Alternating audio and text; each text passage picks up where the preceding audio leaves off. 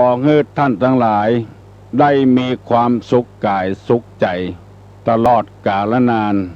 ก่อนที่จะได้ดำเนินรายการนี้ขอเชิญชวนมวลท่านสาธุชนทั้งหลายได้ไหว้พระเพื่อให้เป็นสิริมงคลกับตัวกับครอบครัวกับการเดินทางสิ่งแวดล้อมต่อไปว่าพร้อมกันเนอะอะระหังสัมมาสัมพุทโธภควาพุทธังภควันตังอภิวาเทมิกราบสวากขาโตภควตาธัมโมธัมมังนัมมัสสามิกราบสุปฏิปันโนภควโตสาวกสังโฆสังฆังนะมามิกราบหันทัพมยังพุทธัสสะภควโตบุพาภะคณะมะกะลังกะโลมะเสนะโมตัสสะภควโตอะระหะโตสัมมาสัมพุทธัสสะบ่ได้สอนให้มีความร่ำความรวยสอนให้แก้ทุกข์ที่ใจเพราะคนเฮาตึงวันนี้มีความบัดสบายที่ใจมีแล้วก็ยังให้มีแถมได้แล้วก็ให้ได้แถมบ่มีความสบายใจสักเตื้อจึงได้นำเอาธรรมะในทางพระพุทธศาสนามาประกาศถึงวันเพื่อให้ท่านผู้ฟังทั้งหลายได้พ้นจากความทุกข์ที่ว่านี้บ่ได้หมายถึงความทุกข์บ่มีหยังกินบ่มีหอมมีเฮือนบ่มีลูกบ่มีเมียบ่ใจเจืออันคือทุกข์ตั้งใจรัฐบาลแก้ทุกข์ความจริงนั้นคนเฮาได้อยู่ดีกินดีแม้อยู่ในเรือนจำก็ยังได้อยู่ดีกินดีนอนโดยสบายเหลืออยู่ข้างนอกก็เฮายังเปื้อนทุกข์อยู่เพราะทุกข์ตั้งใจกรณีเช่นมีหลายคนลูกหลานของตุลงเนี่ยมาปรึกษาหารือกันว่าเนี่ยจะได้ตุลงไอ้กอไอ้ขอนี่มันไปคบเปื้อนคบปุงบอกเข้าบ้านเขาจองมาแล้วพ่อแม่ก็เป็นทุกข์กระวนกระวายกลัวไปตายเหี้ยกลัวไปเจ็บไปป่วยกลัวอนาคตมันบัดเจริญรุ่งเรืองพ่อแม่ก็เลยเป็นทุกข์ไปโดยตามนั้นกินบ่ได้นอนบ่หลับมาปรึกษากับตุลุงก็ได้ศึกษาเล่าเรียนในพระธรรมวินัยว่าพระพุทธเจ้าว่าไอ้หยังในโลกนี้เปิ้นฮ้องว่าสังขารแปลว่าสิ่งไม่เที่ยงเป็นทุกข์เป็นอนัตตาสังขารนั้นมีอยู่สองอย่างอุปทินกะสังขารอนุปทินกะสังขารแปลว่าสังขารที่มีใจครองอย่างคนเราเนี่ยมีใจครองอยู่แล้วสังขารที่ไม่มีใจครองเป็นต้นว่าต้นไม้หินขี้ดินอากาศดินน้ำไฟลมหมู่นี้บ่มีวิญญาณครองคนเฮานั้นมีวิญญาณครองทุกอย่างมันเป็นทุกข์เหมือนกันหมดเฮาบ่ฮู้บ่ได้กรณีเช่นละอ่อนบ่อยู่ถ้อยฟังกรรมพ่อกับแม่เลี้ยงทุกอย่างคือความสุขทุกอย่างแต่มันบ่ฟังกรรมเฮาไปฟังกรรมเปื้อนกรรมฝูงลักของสรีระศาสตร์เพิ่งก็ถึงบอกว่าอายุเท่าอันถึงเท่าอันปีละอ่อนมันจะเป็นคนจะอีจากตาอันปีจะเป็นคนจะอีจากตาอันปีมันจะเป็นคนจะอีเปิ้นตึงแบ่งกันอยู่แล้วบ่าว่าลูกเฮาคนเดียวบ่าว่าลูกไผมันเหมือนกันหมดถึงเวลานี้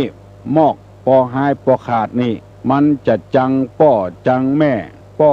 ว่าอย่างมันบ่ฟังบ่ฮู้บุญบ่ฮู้คุณของพ่อของแม่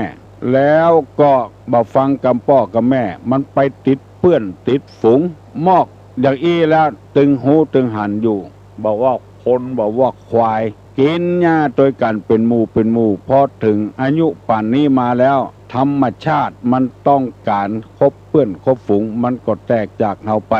มานึกถึงพระพุทธเจ้าเปิ้นว่าทุกอย่างมันเป็นอนัตตาคือของบัจใจของเฮาสิ่งที่เป็นของเฮาแต่นั่นก็คือหัวใจของเฮาไปไหนเอาไปโตยได้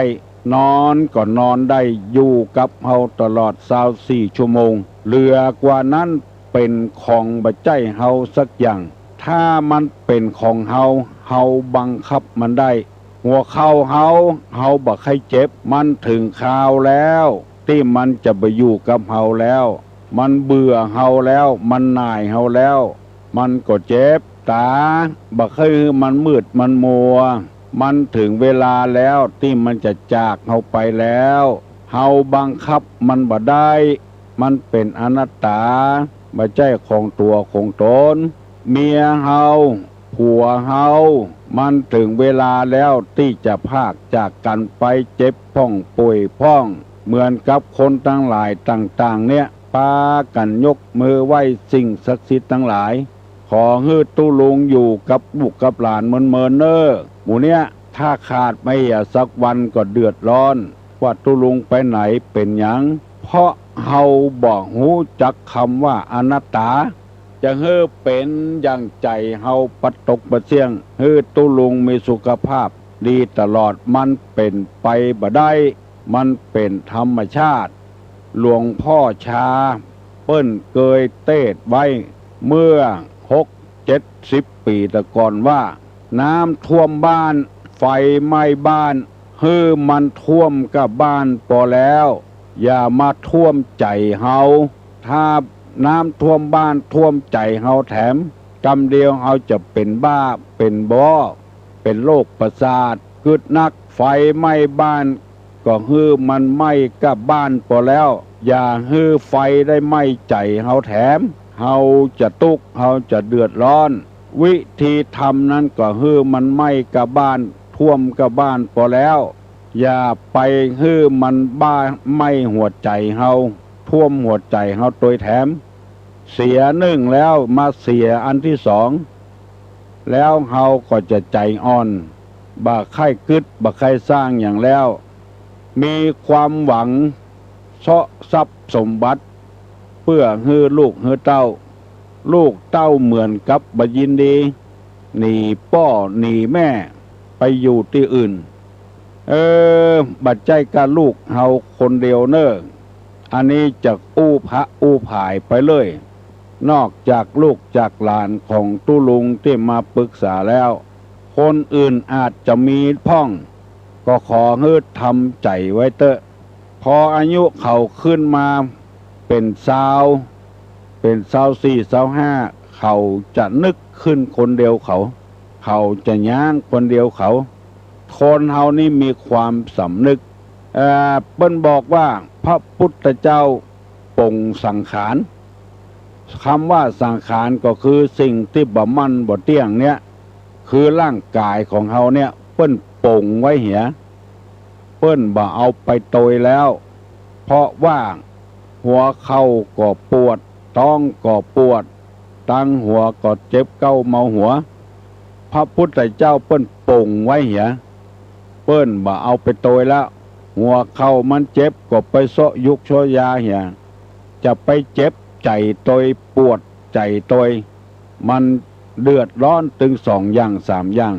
ฮือมันเสียอย่างเดียวพอแล้วอย่าไปฮือเสียหลายอย่างลูกออกคอกออกนอกบ้านนอกจองบ่ใจลูกเฮาคนเดียวลูกคนอื่นก็มี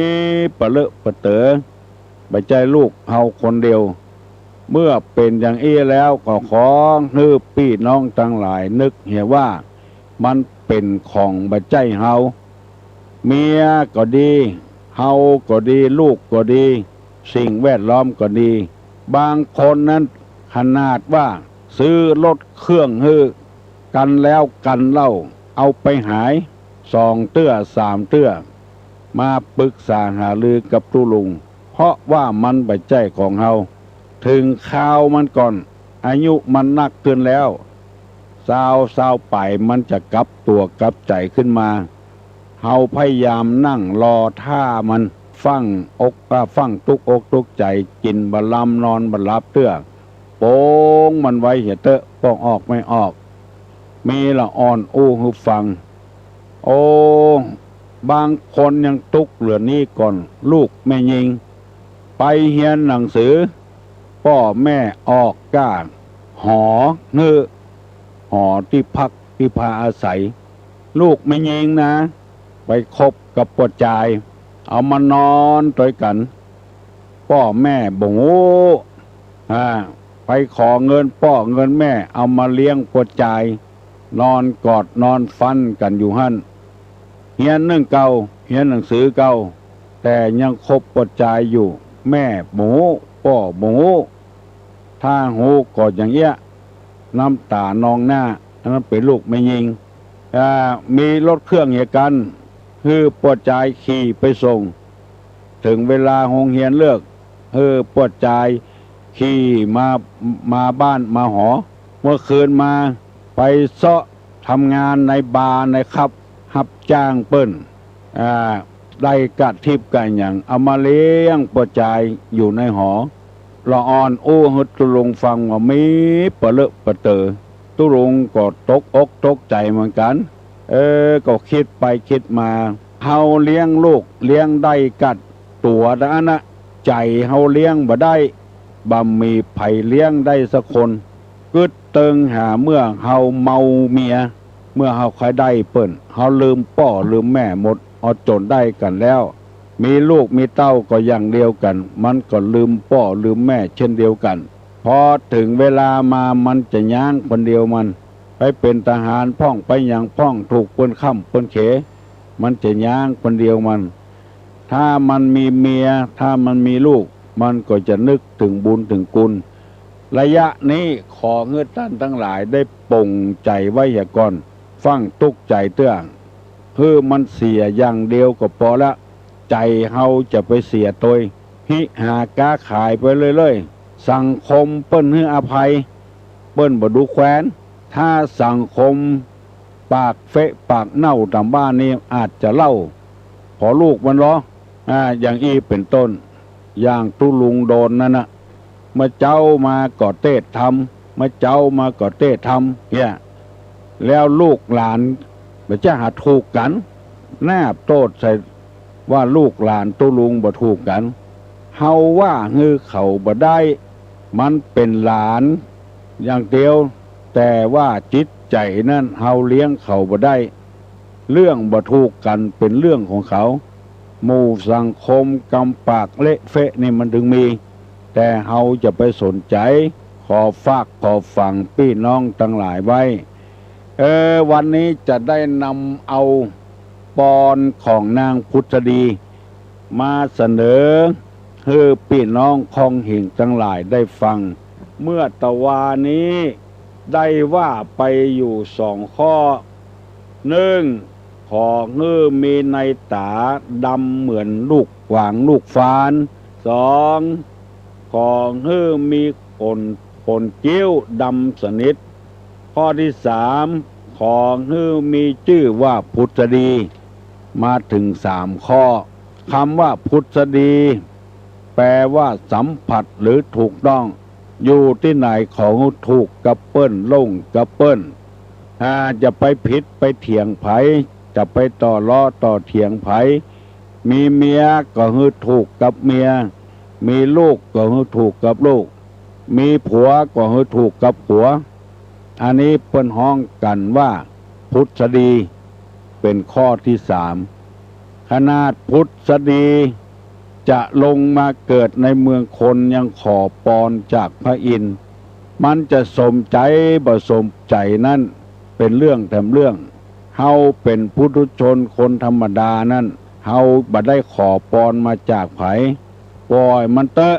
ไฟไหม้เฮือนมันไหม้กระเฮือนพอแล้วจะไปไหม้ใจเฮาทำใจปกติเหียสงบเหียอย่าไปฟุ้งจะไปฟ้านกับมันกินบะลอนกินบะลำนอนบะลับมันไปตายที่ไหนก็ปล่อยมันตายเหียตึกอะละก็มาเผาเหีย สังคมเปิ้นตึงอภัยให้เฮาเปิ้นตึงยันหันอกหันใจเฮาอย่าไปกลัวจะไปล่มไปจมกับมัน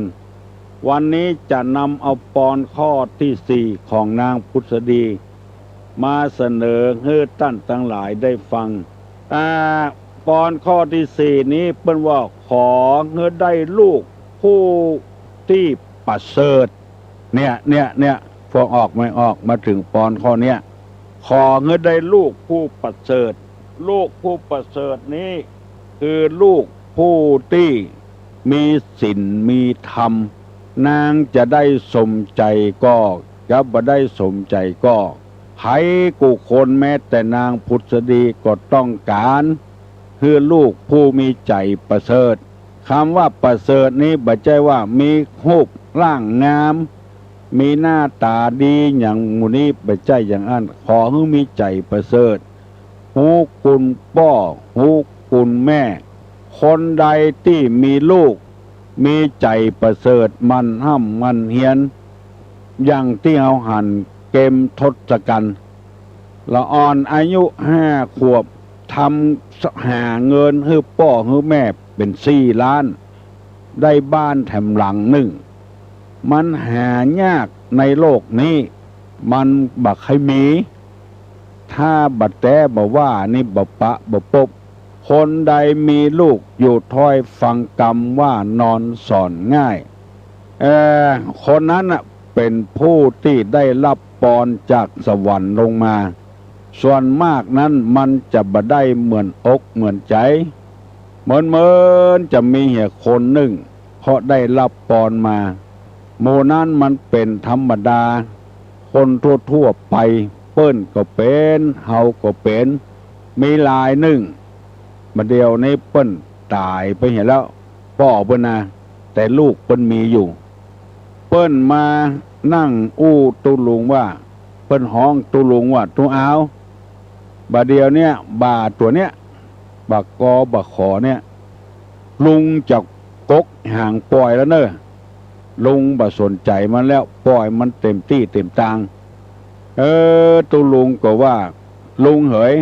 ห้องเปิ้นเป็นลุงเนาะลูกเนี่ยเหมือนกับเฮาปลูกต้นไม้เฮาไข่กินหน่วยไข่กินผลมันเฮาถึงปลูกถ้าเฮาบ่ไข่กินหน่วยกินผลมันเฮาก็บ่ปลูกละปลูกขว้างอย่างเขาปลูกลำไยมันจะได้ขายตัวแล้วเฮาเป็นคนปลูกจะให้คนอื่นมาหดน้ำต้นไม้ให้เฮาไผจะมาใส่ปุ๋ยให้เฮาเมื่อมันอับมันเฉาไปเฮาก็ช่วยหดน้ำใส่ปุ๋ยไปเตน้อยสร้างความหวังไว้เถอะมันอาจจะดีขึ้นมาวันใดวันหนึ่งเหมือนกับลูกเฮาเนี่ยถ้าเฮาฮู้ว่ามันเป็นจะอี้แล้วเฮาจะเอาหัวนมยัดหูดังมันให้มันตายเมื่อน้อยๆล่ะแต่เฮาบ่ฮู้เฮาถึงเลี้ยงมันมาเนี่ยนางพุทธดีก็ต้องการจะเอี้ยลูกผู้ใจประเสริฐกตัญญูต่อพ่อต่อแม่แล้วตุลุงก็บอกว่าลุงเหยฮื้อป่งเถอะมันมาบ้านก็ฮื้อมันกินข้าวเหียอาบน้ำเหียฮื้อมันรับมันนอนเหียบาถ้าว่าอย่างสักอย่างปล่อยมันมาอยู่เรื่อยๆเมินเข้าปากกดว่างลูก4 คน5 คนไปได้กินแหงกับลูกคนเนี้ยลูกคนที่มันจะกกแห่งปล่อยเนี่ยกลับมาเป็นดีพ่อแม่จะไปวัดไปวาไปที่ไหนลูกคนเนี้ยเป็นคนเอารถมาฮับพ่อฮับแม่ไปกินไปตาลมันกลับตรงกันข้ามเน้อพอออกไม่ออกเพราะลูกที่ใจประเสริฐนี้จะเป็นลูกที่ดีที่งามไผก็ต้องการหมดมันเป็นไปบันไดเหี่ยแล้วมันเป็นอนัตตาที่พระพุทธเจ้าเพิ่นว่ามันบัดใจของเฮามันบัดใจตัวใจตนของเฮาไอ้อย่างกูอย่างในโลกเนี้ยที่เฮาครองอยู่รถยนต์ก็ดีตู้เย็นก็ดีพัดลมก็ดีเป็นทองเป็นหย่องก็ดีอยู่ในคอแต่ เขายังมาปาดคอแล้วเอาทองจากคอเขาไปก็เพราะบัดใจของเฮาเนี่ยกรรมว่าอนัตตาเนี่ยคนเฮาฟังไว้บ่ได้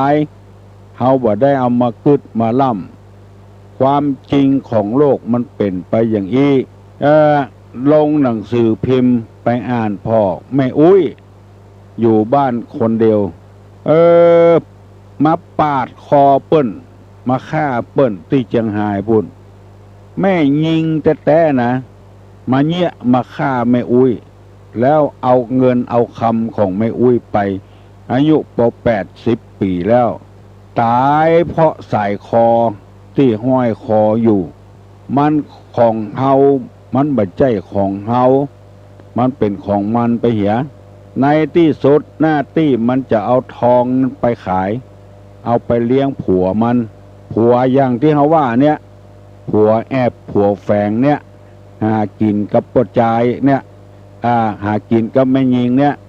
มอละอ่อนหมูนี้เพราะว่าแมงดาไปพอเถอะ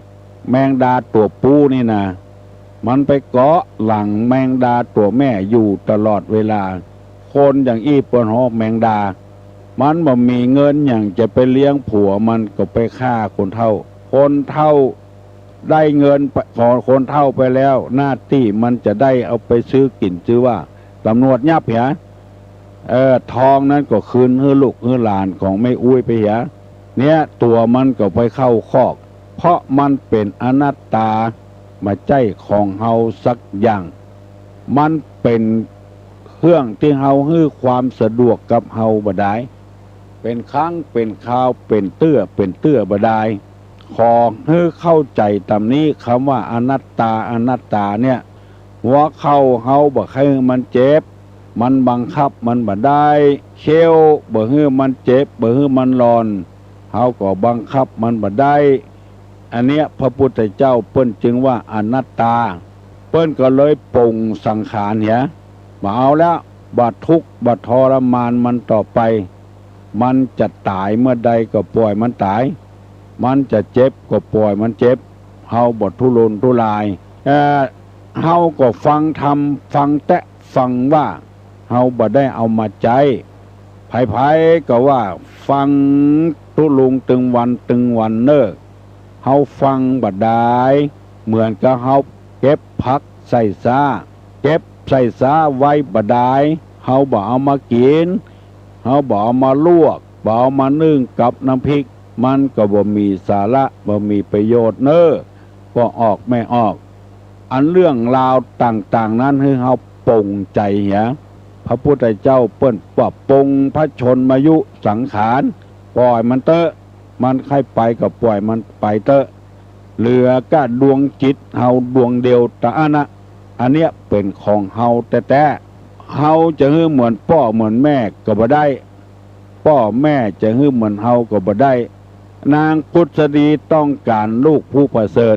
เพราะว่าปอนอันนี้ขอกับพญาอินเปิ้นบอกว่าคนใดใครฮื้อน้ำปิงไหลขึ้นเหนือคนนั้นน่ะเป็นคนที่ฝืนธรรมชาติไปเห็นแล้วมันเป็นบัจจัยของเฮาไปบังคับมันบ่ได้ถึงแม้นว่าจะใช้หลักวิทยาศาสตร์ก็เถอะเครื่องมันรู้ไปเห็นแล้วมันก็ไหลล่องอย่างที่เก่าที่เดิมภัยไข้ฮื้อเป็ดเป็นไก่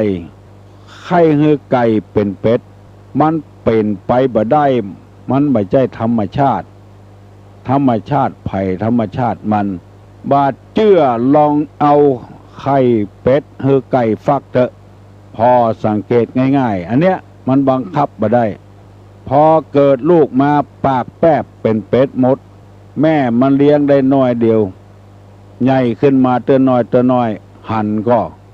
ลูกลงน้ำหมดแม่มันกุกอยู่บนบกเพมันถึงบ่ขึ้นมาหาพ่อหาแม่มันละมันสัญชาตญาณมันเป็นไปอย่างนั้นละอ่อนตี้มันเป็นไปอย่างนั้นมันห้องมาบ่ได้แล้วแม่มันฟักได้เป็นจะบุหูกิจกี่วันปุ่น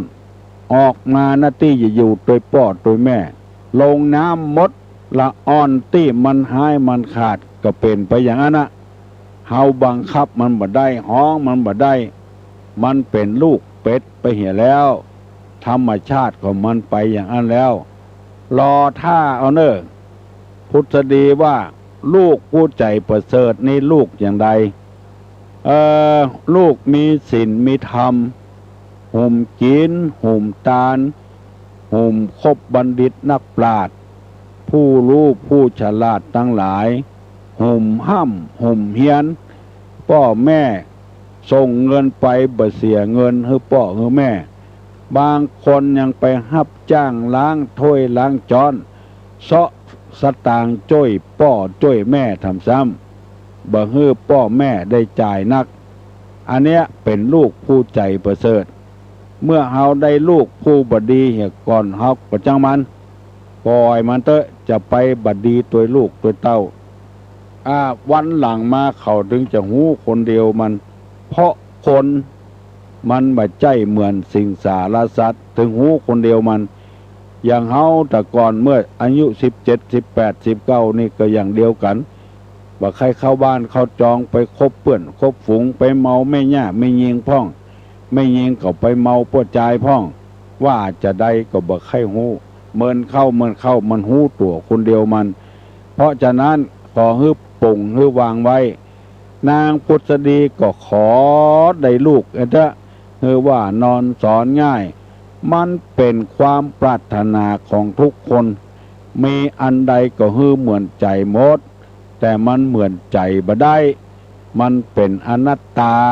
เป็นว่าไม่ใช่ตัวไม่ใช่ตนของเราที่เป็นของเรานั่นก็คือดวงใจดวงเดียวนอนก็เอานอนตยกินข้าวก็กินตยไปที่ไหนก็เอาไปตยดวงใจดวงเนี้ยจะต้องมีคุณธรรมอย่าไปประมาทคือมีสติอยู่ตลอดเวลาประมาทพลาดพลั้งก็ถึงตายขับรถอยู่ประมาทเมาอู้กันก็ดีกินเหล้าแล้วขับรถก็ดีอันเนี้ยเป็นคนประมาทก็มีสติขั้วคล้องจิตของใจของเฮาเมื่อตะวาเนี่ยรถไฟจนรถยนต์รถปิกอัพที่ละปูนเนี่ย2 คนผัวเมียซื้อผักจะเอาไปขายทำอย่างเงี้ยตึงวัน2 คนผัวเมียกำลังขายอยู่แต่ได้รถปิกอัพกำลังมั่งไหมอยู่แต่ต่างพักจะเอาไปขายข้ามรางรถไฟกำลังมาอยู่ประมาทบ่พอตั้งใต้บ่พอตั้งเหนือหูอยู่ว่ารางรถไฟมีหั่นควรจะพอพ่องรถจนรถแล้วแลราคาเจ็บหูกี่แสนปุ่น2 คนผัวเมียปากกันตายให้หมดถึงกู้รถก็แล้วเฮาตั้งใจจะเอาพักไปขายได้กับให้เลี้ยงลูกเลี้ยงเต้าแต่ไปถูกรถไฟจนไปเหียมันบัดใจของเฮาสักอย่างเน้อก็ออกแม่ออกแรงเมินแรงเข้มข้นไปติ๊กฟังไปติ๊กเตอะมันเป็นอนัตตาไม่ใช่ตัวของเราไม่ใช่ตนของเราบางทีไปเจ็บไปป่วยเพราะทรัพย์สมบัติบางทีไปเจ็บไปป่วยเพราะเข้าของเงินคำไปตายเพราะเข้าของเงินคำหิหากล้าขายได้รถปิกอัพถึงกันแล้วก็จะมั่งมีสีสุขแล้วไปตายรถไฟโจรเหี่ยเพราะความประมาทจงพยายามรักษาดวงจิตดวงใจนี้ไว้นักบางคนห่มกินห่มตาลแต่เหมือนเข้าไปอย่างอื่นไปเหี่ยใจเวไปเหี่ยก็มีก็เลยบอกเขาวัดเขาวางเหือล่มมอดจอดตาบอดเมื่อเท่า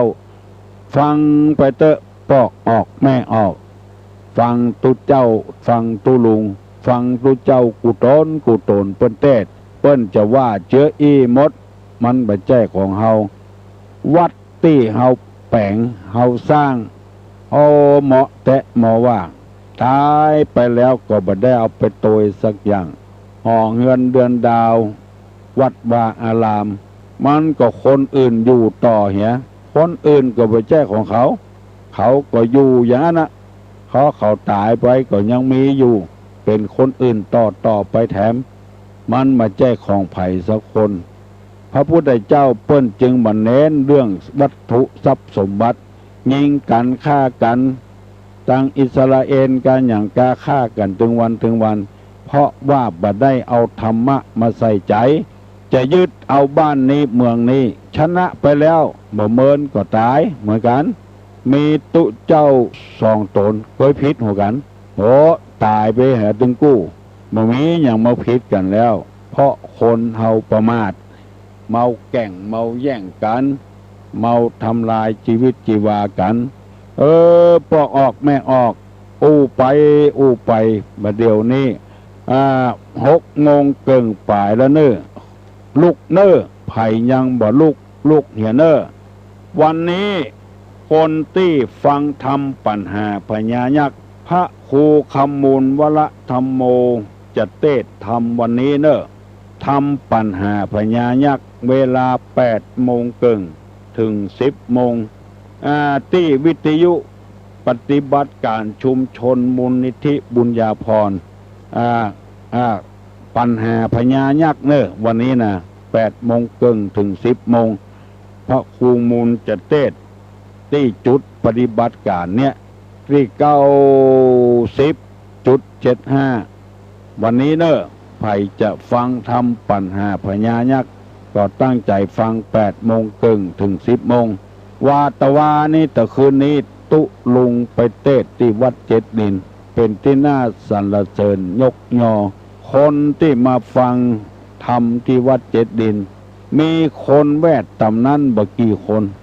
แต่ว่าคนที่อื่นปากันเข้ามาวัด7 ดิน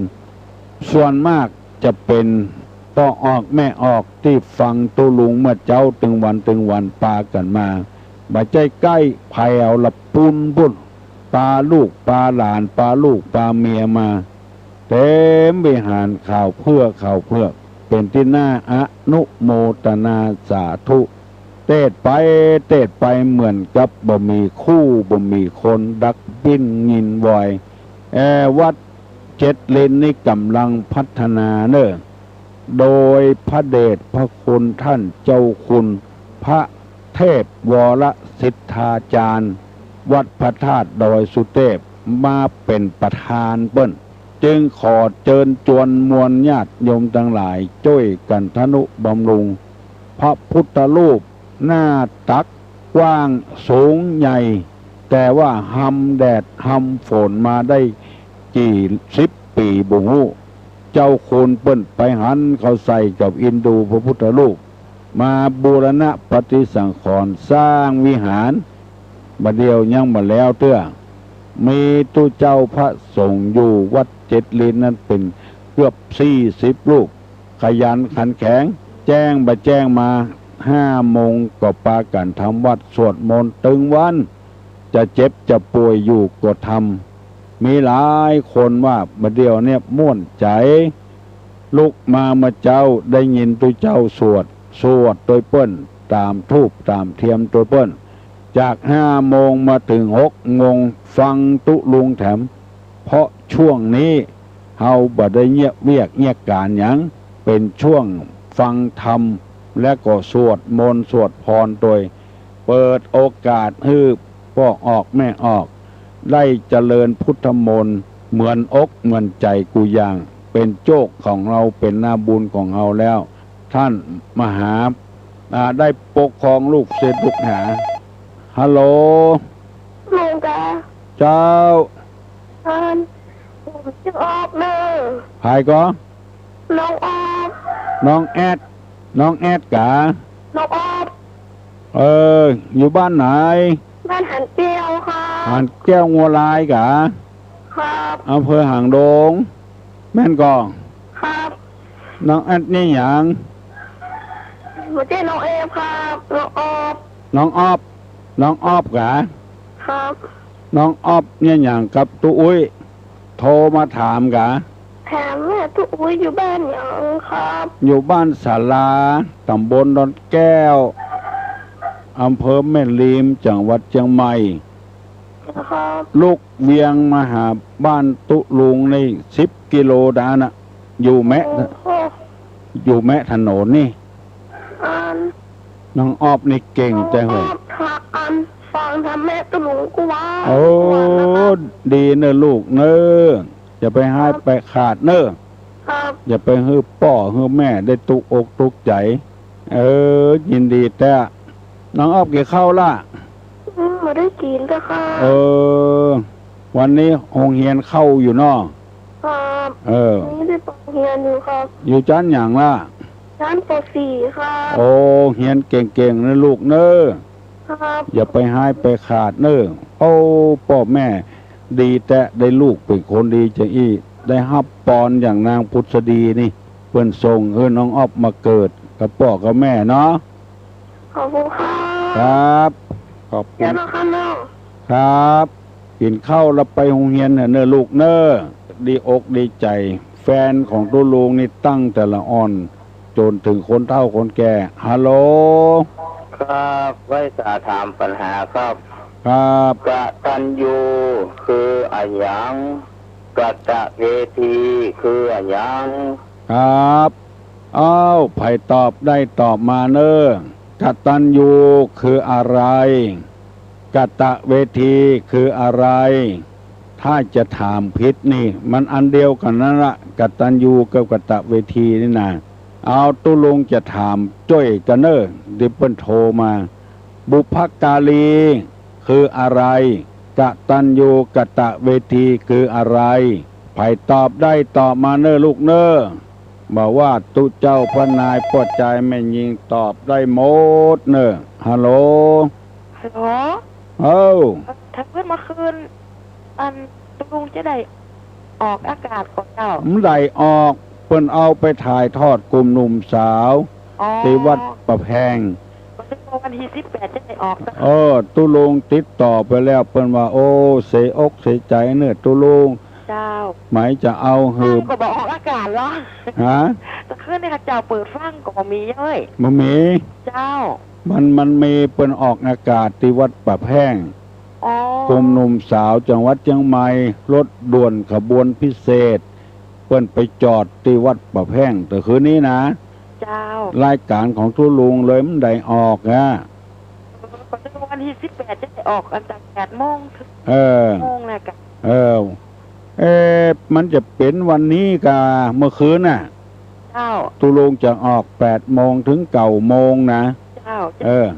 เปิดฟังเนอะ เจ้า เปิดฟังเนอะ เจ้า กินข้าวหรือยัง ไม่ได้กินแต่เรา ยังบ่ได้กินเตอคำปินโตมาฮือเตอเนาะ เจ้า เฮ้เอ ตุลุงอู้ถึงอกถึงใจแล้วเนาะ เออ ใครเจ็บเอวมันก็เจ็บอ่ะ นั่นกามันใจของเฮาอ่ะเนาะ เจ็บหัวเข่ามันก็เจ็บมากอย่าง เอ นี้ อ มันจะจากเขาไปแล้ว มันไม่แจ้ของเฮามันจะลาเขาไปแล้ว เกี่ยวกับไข่หลอดนี่เนาะ เออ ตามมือมันโมมันก็โม น่า มือมันมืดมันก็มืดมันใจของเฮา เจ้า ที่เป็นของเฮานั่นก็คือใจเฮา ไว้ เนาะ เจ้าไวซัสตุลุงตะอีนะ เจริญพรเนอ เจ้า ปะแกเนาะ เจ้า ปะแกเนี่ยมาใครมันเจ็บแอวมันก็เจ็บ บังคับมันได้ฮัลโหล ครับไว้จะถามปัญหาครับ ได้ทำศิลปีได้กล่าวไว้ว่าโยมพ่อบานปล่อยสัตว์นรกเป็ดชนเป็นเวลา1 เดือน อยากถามว่าเดือนเป็นเดือนอย่างตั้งเหนือของเขาใครตอบได้ก็ขอตอบระดับข้อ1ครับ ข้อเดียวนะครับสัมปชัญญะคืออย่างนี้ครับ ครับเอาข้อแรกว่า บุพการีคืออะไรกตัญญูคืออะไร แล้วก็จ่ายมพิบาลจะปล่อยเพศมาเสาะของกินของตา1 เดือน คือเดือนอะหยังแล้วข้อลุนนี่ถามไปได้ตอบมาเนอฮัลโหล เอ้ยเจ้า ตึง กึ กึ ด ด ข้อแรกก่อนเนาะ ตึงกึดใจแล้วนะต้องพิษสมัยแน่นอนนะเพราะว่าปัญหาธรรมะในพิษสมัยเก่ง ข้อแรกกตัญญูคืออะไร บุพการีก่อนเนาะ การีหมายถึง บุพการีคืออะไร อุปการะก่อน ผู้มีอุปการะก่อนหมายถึง การกตเวทีหมายถึงผู้การะ เออ แล้วตอบ อันนี้เปิ้นอ้องว่าบุคคลหาได้ยากสองอย่าง บุพการีคือบุคคลผู้ทำบุญคุณไว้ก่อนกตเวทีแปลว่าหูบุญคุณและตอบแทนบุญคุณเปิ้นในธรรมนี้เปิ้นว่าคือบุคคลที่หาได้ยากพ่อแม่เลี้ยงแต่โหลูกบ่ฟังคำพ่อคำแม่ก็มีบางรายนี่เกิดมาพ่อแม่บ่ได้เลี้ยงโหมอลุนมาเลี้ยงพ่อเลี้ยงแม่ก็มีมันจะเสมอกันนี่มันหาได้ยาก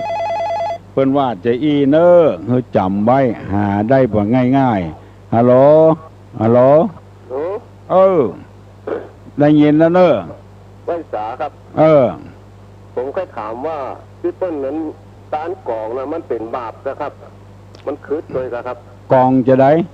ของปุจจาครับ โอ้ไปเป็นบาปจะได้ตาแล้วมันบ่คืดบ่บาปอย่างซักอย่างเนอะ คณะผมคนทั้งบ้านนี่ก็บอกเป็นมันคืดเนี่ยมันเป็นไผ่ในปากบดีใบบดีเงา เอาใจว่าตัวเก่าไปคืดอย่างใดคนที่ว่านั่นนะคนคืดนั่นปากบดีเปิ้นจะตานของเปิ้นมาใจเอาเงินมาตานน่ะคนคืดนั่นอันเนี้ยเพราะว่าตืดกระแสน้ำมันจะไหลแล้วไปตืดไว้อ่ะโอ้บ่เป็นอย่างเนอะตานเตอะเนอะมันเปิ้นอู้กันมาหลายคนแล้วผมอย่าไปฟังกรรมเขาตานนี่มันบ่คืดสักอย่างอ่ะตาตานกล่องเสียนี่ของบดีบดักนี่ก็จะว่าก็บดีเนาะอาใจบ่ได้อ่ะมันบดีอ่ะไปตานเขาเปิ้นดีกะเอาไปตานเถอะลุงไอ้บ้านโลนะครับลุงไอ้บ้านโล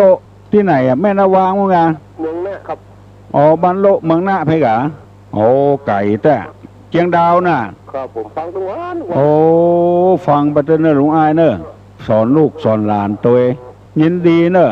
ตำบ้านโลเนี่ยฟังหลายคนก็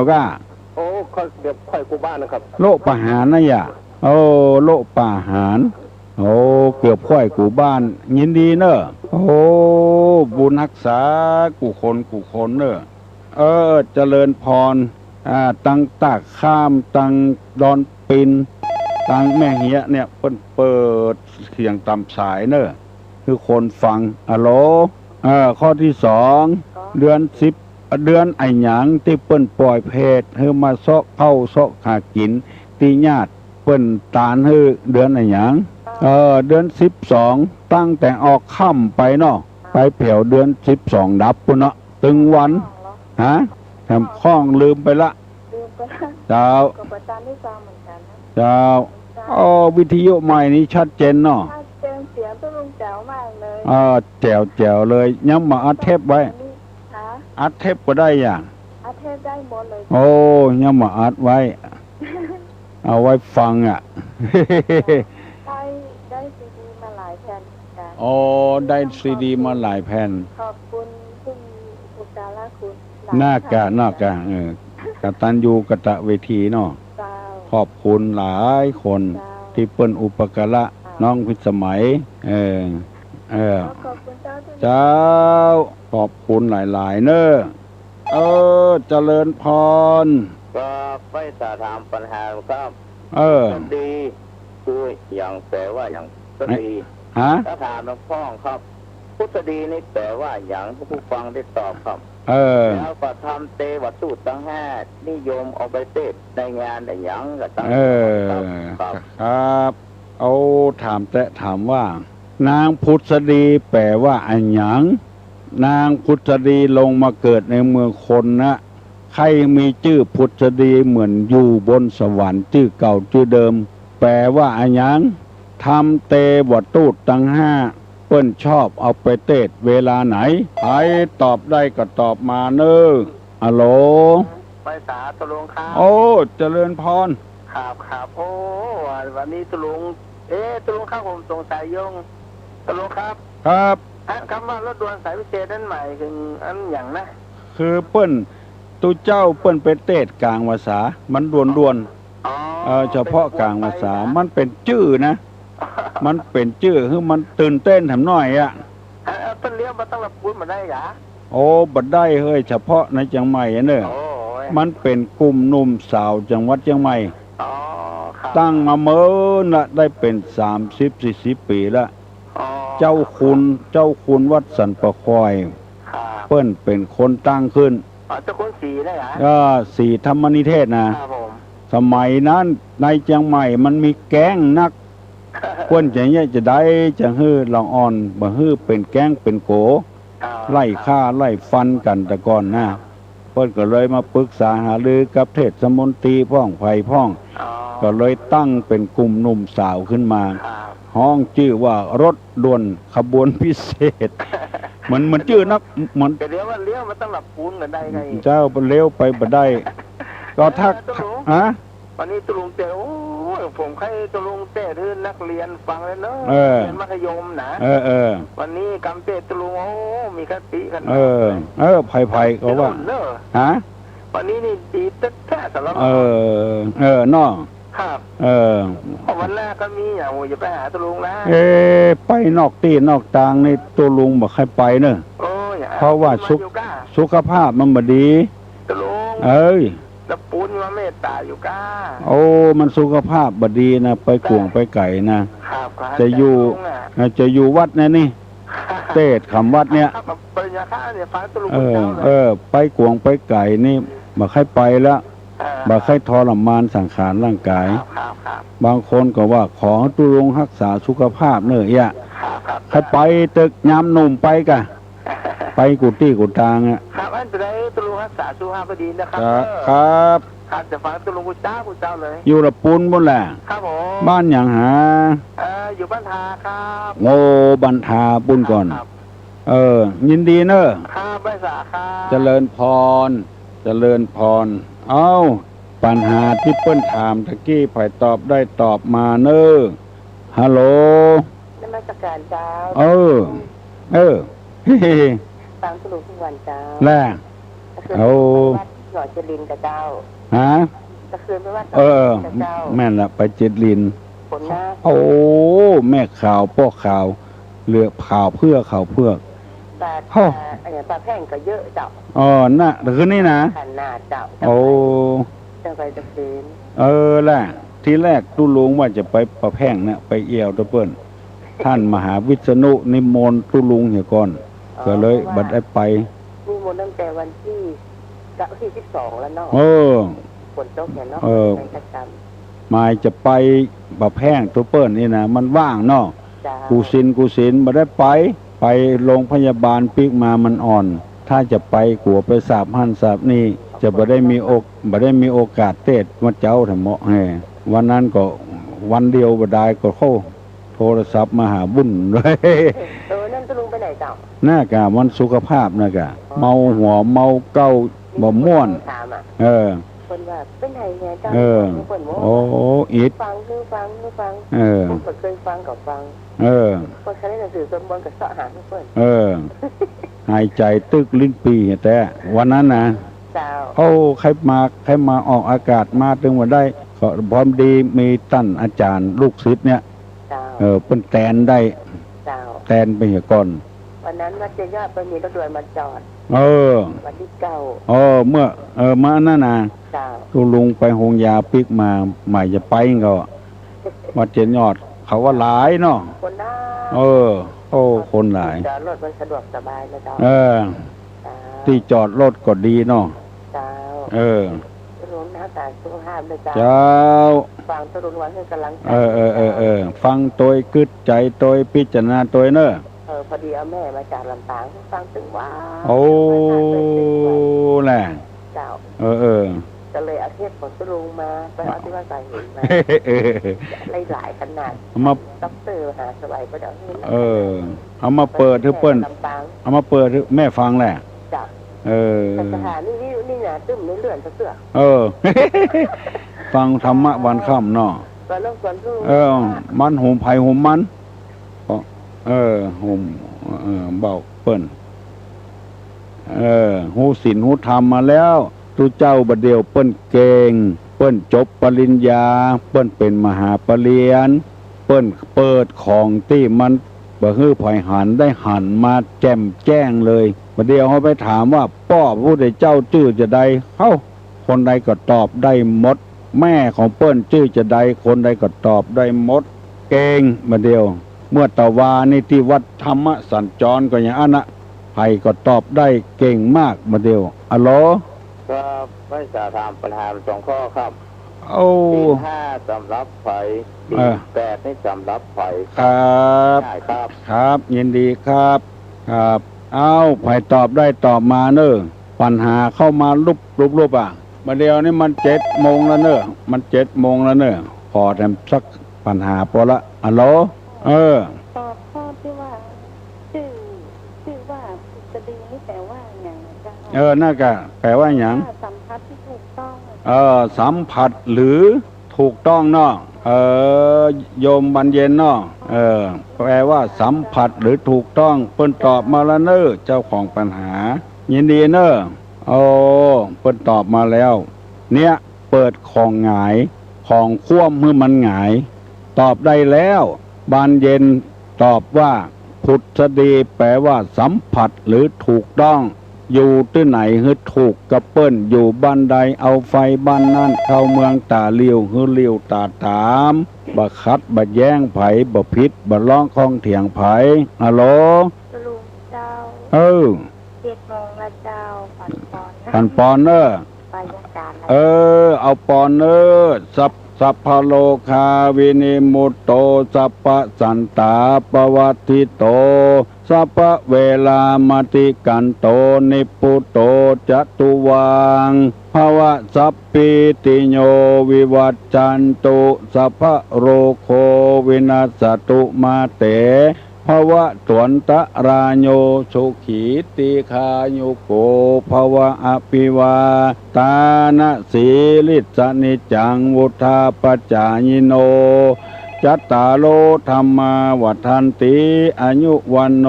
สุขังปะลัง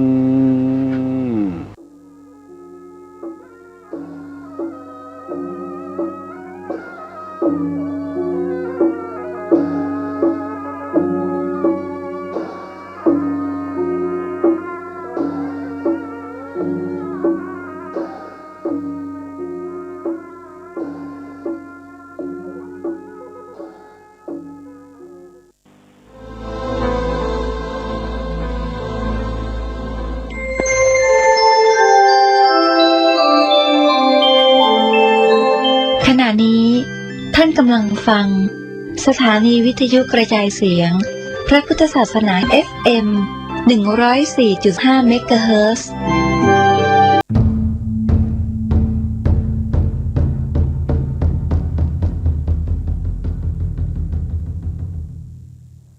วัด7 ยอดพระอารามหลวงขอเชิญร่วมบุญใหญ่ครั้งประวัติศาสตร์กับการบูรณะโบราณสถานที่มีอายุเก่าแก่กว่า500 ปีเป็นวัดที่พระเจ้าติโลกราชกษัตริย์ล้านนาแห่งราชวงศ์มังรายทรงสร้างขึ้นและยังเป็นสถานที่สำคัญในการทำสังคายนาพระไตรปิฎกครั้งที่8ของโลกซึ่งการบูรณะในครั้งนี้วัด7 ยอดพระอารามหลวงร่วมกับสำนักศิลปากรที่7เชียงใหม่กรมศิลปากรได้จัดให้มีการบูรณะโบราณสถานทั่วบริเวณวัดกว่า9จุด12รายการจึงขอเชิญชวนพุทธศาสนิกชนผู้มีจิตศรัทธาทุกท่านมาร่วมบุญใหญ่ครั้งประวัติศาสตร์ซึ่งโอกาสบุญในครั้งนี้500 ปีจะมีเพียงครั้งเดียวโดยสามารถร่วมบุญได้ที่บัญชีวัด7 ยอดพระอารามหลวงเพื่อ